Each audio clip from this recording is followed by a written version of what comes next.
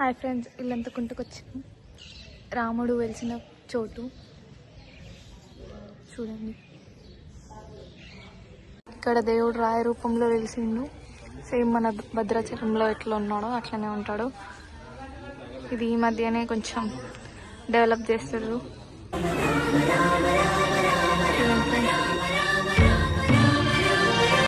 వనవాసానికి పోయినప్పుడు వాళ్ళ నాన్న చనిపోయిందని తెలిసిందట. తెలిస్తే ఇక్కడికి వచ్చి ఇక్కడనే చీకటి అయ్యేసరికి ఇక చీకటి అవుతాను ఎట్లా అని వాళ్ళ నాన్నకు ఇవి తెంపి ఈ కాయలతోని పిండం పెట్టిందట. అందుకే ఇవి ఇల్లంత కుంట పలుకులు అంటుంది. ఇవే ఇల్లంత పలుకులు. ఇవి వలుస్తానంట. సీత, రాముడు, లక్ష్మణుడు 3 గింజలు వెళ్తాయంట. ఇలా ఈ కాయను ఒలిస్తే 3 గింజలు వెళ్తాయి. రాముడు, లక్ష్మణుడు, సీత అని అందరూ నమ్ముతారు. ఇలా ఒలిసి చూపెడతాను.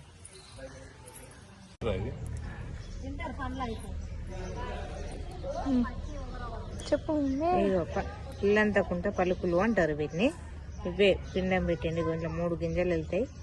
ఇగో రాముడు, లక్ష్మణుడు, సీత ఇవి పెట్టింది వాళ్ళ నాన్నకు అని